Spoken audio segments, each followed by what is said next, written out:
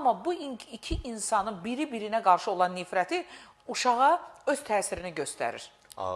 Demək, hətta bunu da əlavə eləyim, sizin o sözünüzə, sualınıza qüvvət. Əslində, mən bu ilə həm də sizin fikirlərinizi təsdiqləmiş oluram ki, valideynlər həm də neynirlər? Uşaqdan sözün əsılməsində silah kimi istifadə edirlər. Bəli. Misal üçün, əksər hallarda uşaq ananın yanında qalır deyə, nümunə olaraq deyəcəm.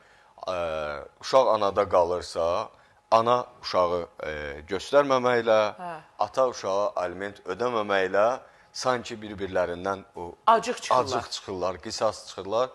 Nəticədə anlamırlar ki, həqiqətən də ödənilən aliment məhz uşağın maddi ehtiyacları üçün sərf olunur və sərf olunmalıdır. Eləcə də uşağın valideyni ilə görüşü uşağın bir mənəvi ehtiyacını ödəyir.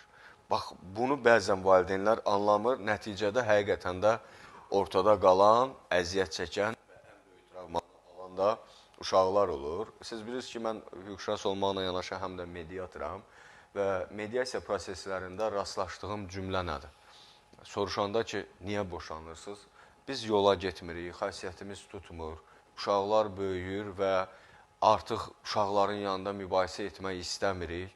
Məhz uşaqlar da travma alır bizim mübahisəmizdən. Məhz uşaqları düşünərək mən boşanmağa qərar verdim.